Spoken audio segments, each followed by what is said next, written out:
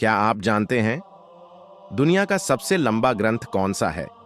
महाभारत केवल एक कथा नहीं, यह भारत का सबसे महान धार्मिक और दार्शनिक ग्रंथ है। इसकी रचना महर्षि वेद व्यास जी ने की और इसे लिखने का कार्य स्वयं भगवान गणेश ने किया। कहा जाता है जो महाभारत में है वह संसार में कहीं न कहीं अवश्य मिलेगा। लेकिन इस महान ग्रंथ की शुरुआत कैसे हुई, यह हम अगले भाग में जानेंगे। महाभारत को सिर्फ एक कहानी समझना इस महान ग्रंथ की सबसे बड़ी भूल है। यह ग्रंथ हमें सिखाता है कि धर्म क्या है, कर्म क्यों जरूरी है और निर्णय कैसे लिए जाते हैं। महाभारत में राजा भी हैं, ऋषि भी हैं और साधारण मनुष्य भी। सबके लिए एक ही संदेश है। कहा जाता है जो महाभारत में है वह जीवन में अवश्य काम आता है। लेकिन इस ज्ञान की शुरुआत कहां से हुई, ये हम एपिसोड 2 में जानेंगे। महाभारत की कहानी शुरू होती है एक दिव्य बालक के जन्म से। महर्षि पराशर और माता सत्यवती के पुत्र थे महर्षि वेद व्यास। कहा जाता है बाल्यावस्था में ही वेद व्यास जी को वेदों और पुराणों का गहन ज्ञान प्राप्त था। उन्होंने ही महाभारत जैसे महान ग्रंथ की रचना की जो केवल कथा नहीं, पूरा जीवन दर्शन है। लेकिन वेद व्यास जी ने महाभारत लिखने का निर्णय क्यों लिया और भगवान गणेश इसमें कैसे जुड़े, यह जानने के लिए एपिसोड 3 जरूर देखिए। भगवान गणेश की शर्त थी जो श्लोक बोले जाएंगे उन्हें बिना रुके लिखा जाएगा। लेकिन महर्षि वेद व्यास भी साधारण नहीं थे। उन्होंने हर श्लोक ऐसा रचा जिसे लिखने से पहले समझना जरूरी था। जब जब गणेश जी श्लोक समझते, वेद व्यास जी को अगला श्लोक सोचने का समय मिल जाता। यही थी वेद व्यास जी की अद्भुत बुद्धि। लेकिन ये श्लोक क्या थे और उनमें क्या रहस्य छिपा था, ये एपिसोड 5 में जानिए। महाभारत के श्लोक सिर्फ शब्द नहीं थे, वे जीवन का मार्गदर्शन थे। हर श्लोक में छिपा था धर्म और अधर्म का अंतर, कर्म का फल और मनुष्य का कर्तव्य। वेद व्यास जानते थे कि आने वाले युगों में मनुष्य भ्रमित होगा, निर्णय लेना कठिन हो जाएगा। इसीलिए उन्होंने महाभारत में राजाओं, योद्धाओं और सामान्य मनुष्य सबके संघर्ष दिखाए। यह ग्रंथ सिखाता है कि शक्ति से बड़ा धर्म होता है और विजय से बड़ा सत्य। यही कारण है कि हजारों वर्षों बाद भी महाभारत प्रासंगिक है। लेकिन सवाल यह है, जब यह ज्ञान इतना महान था तो इसे सुनने वाला पहला व्यक्ति कौन था? इसका उत्तर एपिसोड 6 में जानिए। पहला श्रोता, राजा जन्मेजय। जब महाभारत का ज्ञान रचा जा चुका था तो प्रश्न उठा, इसे सबसे पहले सुनेगा कौन? यह कथा सुनाई गई हस्तिनापुर के राजा जन्मेजय को। वे राजा परीक्षित के पुत्र थे और मन में एक गहरा प्रश्न लिए हुए थे। मेरे पिता की मृत्यु क्यों हुई? अपने पूर्वजों का सत्य जानने के लिए जन्मेजय पहुंचे महर्षि वैशंपायन के पास। राजा ने कहा, मुनिवर, मुझे वह कथा सुनाइए जो धर्म और अधर्म का निर्णय करती है। तब वैशंपायन बोले, राजन, जो आप सुनने जा रहे हैं वह केवल इतिहास नहीं, वह महाभारत है और यहीं से महाभारत पहली बार मानव कानों तक पहुंची। अगले एपिसोड में जानिए राजा जन्मेजय के प्रश्न कैसे बने महाभारत का आधार। महाभारत सुनते सुनते राजा जन्मेजय के मन में एक पीड़ा और गहरी हो गई। उन्होंने पूछा, मुनिवर, मेरे पिता राजा परीक्षित की मृत्यु कैसे हुई? महर्षि वैशंपायन बोले, राजन, यह कथा एक शाप से आरंभ होती है। राजा परीक्षित ने अनजाने में एक आर्षि का अपमान कर दिया था। क्रोधित होकर आर्षि पुत्र ने शाप दिया, 7वें दिन तक्षक नाग तुम्हें डसेगा। जब यह समाचार जन्मेजय तक पहुंचा तो क्रोध ने विवेक को ढक लिया। उन्होंने प्रतिज्ञा ली, मैं सर्प यज्ञ करूंगा और सभी नागों का नाश कर दूंगा। लेकिन क्या यह क्रोध धर्म था या अधर्म? इसका उत्तर अगले एपिसोड में जानिए। सर्प यज्ञ की अग्नि भयानक रूप ले चुकी थी। मंत्रों के साथ नाग अग्नि में गिर रहे थे और राजा जन्मेजय का क्रोध शांत नहीं हो रहा था। तभी वहां पहुंचे एक तेजस्वी बालक आस्तिक मुनि।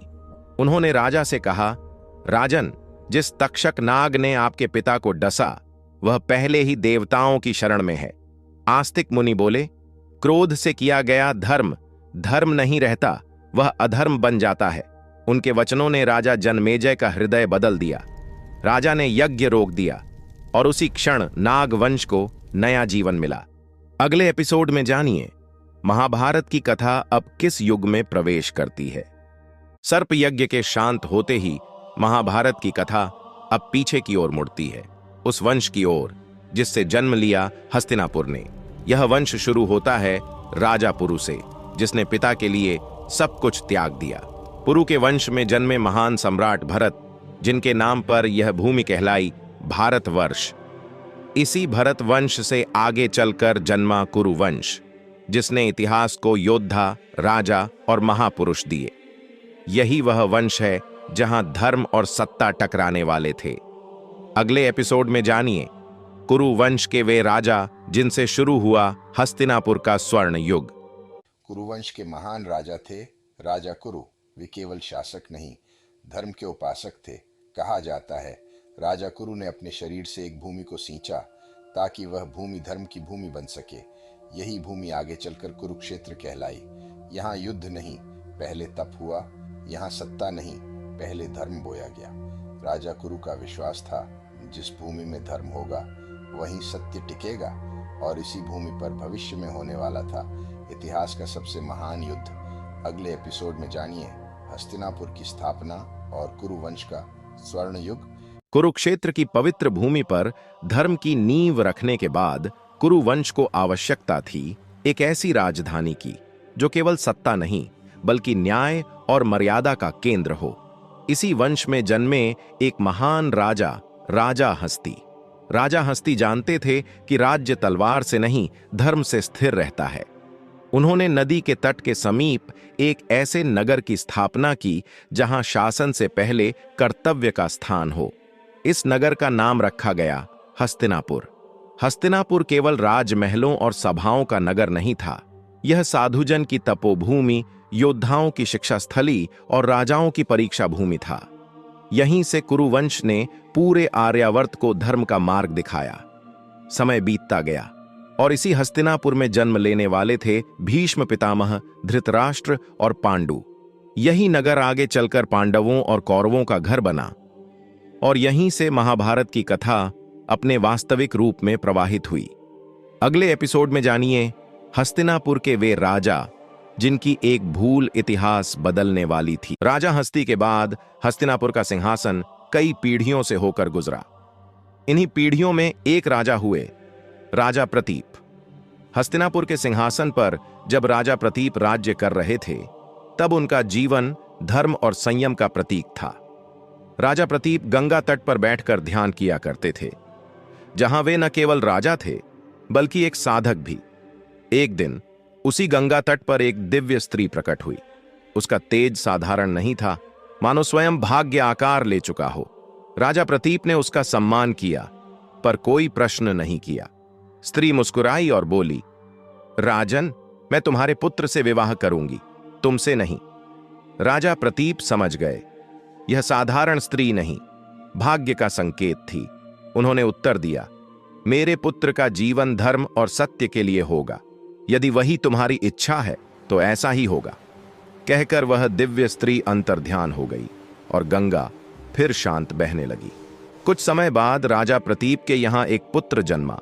नाम रखा गया शांतनु। शांतनु बचपन से ही तेजस्वी, धैर्यवान और न्यायप्रिय था। राजा प्रतीप ने उसे सिखाया, राजा वही होता है जो शक्ति से नहीं, धर्म से शासन करे। समय बीता और एक दिन राजा प्रतीप ने सिंहासन त्याग दिया। हस्तिनापुर को मिला एक नया राजा, राजा शांतनु। पर राजा शांतनु नहीं जानते थे कि उनका जीवन गंगा से जुड़ा है और आगे महाभारत का सबसे बड़ा अध्याय यहीं से शुरू होने वाला है। इस रहस्य को जानने के लिए एपिसोड 13 जरूर देखिए। राजा शांतनु हस्तिनापुर के ऐसे शासक थे जिनका हृदय शक्ति से अधिक करुणा से भरा था। एक दिन शिकार के दौरान वे गंगा तट पर पहुंचे। वहां उन्होंने एक दिव्य स्त्री को देखा जिसका सौंदर्य साधारण नहीं था और जिसका तेज शब्दों से परे था। राजा शांतनु उसकी ओर आकर्षित हुए पर उन्होंने कोई प्रश्न नहीं किया। स्त्री ने कहा, राजन, मैं तुमसे विवाह करूंगी, पर एक शर्त है, तुम मेरे किसी भी कर्म पर कभी प्रश्न नहीं करोगे। राजा शांतनु ने बिना हिचक शर्त स्वीकार कर ली। विवाह के बाद वह स्त्री गंगा बन गई, पवित्र, शांत और रहस्यमयी। समय बीतता गया, पर हर बार जब एक शिशु जन्म लेता, गंगा उसे नदी में प्रवाहित कर देती। राजा शांतनु मौन रहे, क्योंकि वचन धर्म से बड़ा था। पर जब 8वां पुत्र जन्मा तो राजा का हृदय टूट गया। उन्होंने प्रश्न कर लिया। गंगा रुक गई। तब उसने सत्य बताया, ये 8 वसु थे जिन्हें श्राप मिला था, मैंने उन्हें मुक्ति दी। 8वां पुत्र धरती पर जीवित रहा, देवव्रत। गंगा ने कहा, यह बालक धर्म का प्रतीक बनेगा, और गंगा अंतर्ध्यान हो गई। राजा शांतनु नहीं जानते थे कि यही देवव्रत आगे चलकर इतिहास बदल देगा। देवव्रत कौन था? भीष्म कैसे बना? यह जानने के लिए एपिसोड 14 जरूर देखें। एपिसोड 14, देवव्रत से भीष्म देवव्रत। राजा शांतनु और गंगा का पुत्र, जिसका जीवन धर्म और त्याग की मिसाल बनने वाला था। बाल्यकाल से ही देवव्रत असाधारण था। विद्या में निपुण, शस्त्रों में दक्ष और मन से संयमी। समय बीता। राजा शांतनु एक बार फिर विवाह की इच्छा से बंध गए, पर यह विवाह सरल नहीं था। मछुआरे की पुत्री सत्यवती के पिता ने एक शर्त रखी, राज्य का उत्तराधिकारी सत्यवती का पुत्र होगा। राजा शांतनु दुविधा में पड़ गए। राज्य, प्रेम और वंश तीनों आमने सामने थे। जब यह बात देवव्रत तक पहुंची तो उसने एक निर्णय लिया, जो इतिहास बन गया। देवव्रत ने सिंहासन के सामने खड़े होकर कहा, मैं आजीवन राज्य का अधिकार त्यागता हूं और विवाह भी नहीं करूंगा। उस क्षण आकाश गूंज उठा। देवताओं ने पुकारा, भीष्म। देवव्रत भीष्म बन चुका था, अटूट प्रतिज्ञा का प्रतीक। राजा शांतनु ने उसे वरदान दिया, मृत्यु भी तेरी इच्छा से आएगी। यहीं से महाभारत की सबसे महान और पीड़ादायक गाथा शुरू होती है। भीष्म का त्याग आगे क्या कीमत चुकाएगा, यह जानने के लिए एपिसोड 15 जरूर देखें। भीष्म की प्रतिज्ञा के बाद राजा शांतनु ने सत्यवती से विवाह किया। समय बीता। हस्तिनापुर को 2 राजकुमार मिले, चित्रांगद और विचित्रवीर्य। राजा शांतनु के निधन के बाद भीष्म ने राज्य की बागडोर संभाली, पर स्वयं सिंहासन पर नहीं बैठे। चित्रांगद को राजा बनाया गया। युवा चित्रांगद पराक्रमी था, पर उसका जीवन लंबा नहीं रहा। एक युद्ध में उसका अंत हो गया। हस्तिनापुर फिर शोक में डूब गया। अब सिंहासन विचित्रवीर्य को मिला। भीष्म ने राज्य की रक्षा की और उचित समय पर विचित्रवीर्य का विवाह कुरुवंश की मर्यादा के अनुसार कराया। पर भाग्य को कुछ और ही मंजूर था। विचित्रवीर्य भी अल्पायु में इस संसार से चला गया। हस्तिनापुर फिर से उत्तराधिकारी के बिना था। राज्य था, सिंहासन था, पर वारिस नहीं। यहीं से महाभारत की कथा एक नए और जटिल मोड़ पर पहुंचती है। अब वंश कैसे आगे बढ़ेगा? कौन संभालेगा कुरुवंश? यह जानने के लिए एपिसोड 16 जरूर देखें। राजा शांतनु के निधन के बाद हस्तिनापुर बाहर से शांत था, लेकिन भीतर से डगमगा चुका था। सिंहासन पर बैठे थे विचित्रवीर्य और उनके साथ खड़े थे भीष्म। वही भीष्म जिन्होंने पिता के प्रेम के लिए अपना विवाह, अपना वंश, सब कुछ त्याग दिया था। कुछ ही समय बाद विचित्रवीर्य का विवाह हुआ। काशी की राजकुमारियां अंबिका और अंबालिका से। राज्य को उत्तराधिकारी मिलने की आशा जगी, लेकिन भाग्य को कुछ और स्वीकार था। अचानक विचित्रवीर्य का निधन हो गया। बिना संतान के सिंहासन फिर से खाली था। कुरुवंश समाप्ति के कगार पर खड़ा था। सत्यवती ने भीष्म को बुलाया। उनकी आवाज में एक मां का दर्द और एक रानी की चिंता दोनों थीं। देवव्रत, राज्य के लिए अपनी प्रतिज्ञा त्याग दो। क्षण भर के लिए समय ठहर गया, लेकिन भीष्म अडिग रहे। माता, भीष्म का वचन उसके प्राणों से भी बड़ा है। सत्यवती समझ गई, यह प्रतिज्ञा अब नहीं टूटेगी। तब उन्होंने स्मरण किया अपने तपस्वी पुत्र वेदव्यास का, और उसी निर्णय से जन्म लिया धृतराष्ट्र, पांडु और विदुर ने। यहीं से आरंभ हुआ महाभारत के भविष्य का असली संघर्ष। यहीं से शुरू होती है महाभारत की मुख्य कथा। एपिसोड 17 में जानिए, राजा कौन बनेगा। हस्तिनापुर को मिल चुके थे 3 राजकुमार, धृतराष्ट्र, पांडु और विदुर, लेकिन नियति ने जन्म के साथ ही उनका भाग्य तय कर दिया था। धृतराष्ट्र ज्येष्ठ पुत्र, पर जन्म से नेत्रहीन। पांडु शक्तिशाली और वीर, पर शरीर से दुर्बल। विदुर धर्म और बुद्धि के प्रतीक, पर सिंहासन के अधिकारी नहीं। समय बीता। राज्य को नया राजा चाहिए था। प्रश्न उठा, क्या अंधा राजकुमार हस्तिनापुर संभाल सकता है? सभा में निर्णय हुआ, सिंहासन पांडु को सौंपा जाएगा। धृतराष्ट्र के हृदय में उसी दिन एक चिंगारी जल उठी, अस्वीकार की, अधिकार की और शायद भविष्य के संघर्ष की।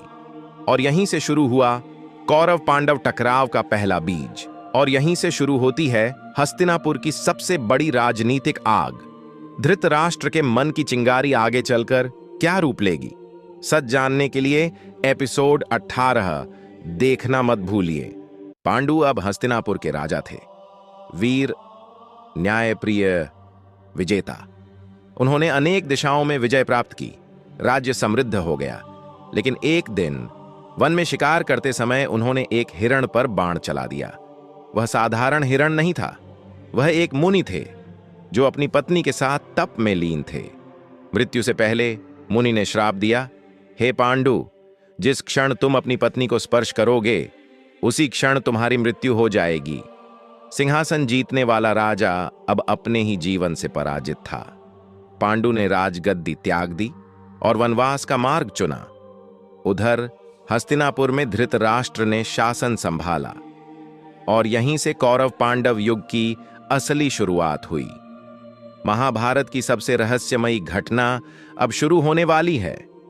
आगे की कहानी के लिए एपिसोड 19 अवश्य देखें। वन में श्रापित जीवन जी रहे थे राजा पांडु। राजगद्दी छूट चुकी थी और अब संतान का सुख भी उनसे दूर था। तभी कुंती ने बताया, उन्हें एक दिव्य मंत्र प्राप्त है, एक ऐसा मंत्र जिससे वे किसी भी देवता का आह्वान कर सकती हैं। पांडु की अनुमति से कुंती ने सूर्य देव का स्मरण किया और प्रकाश के मध्य प्रकट हुए स्वयं सूर्यदेव। उनके आशीर्वाद से जन्म हुआ कर्ण का। पर उस समय समाज के भय से कुंती ने उस शिशु को त्याग दिया।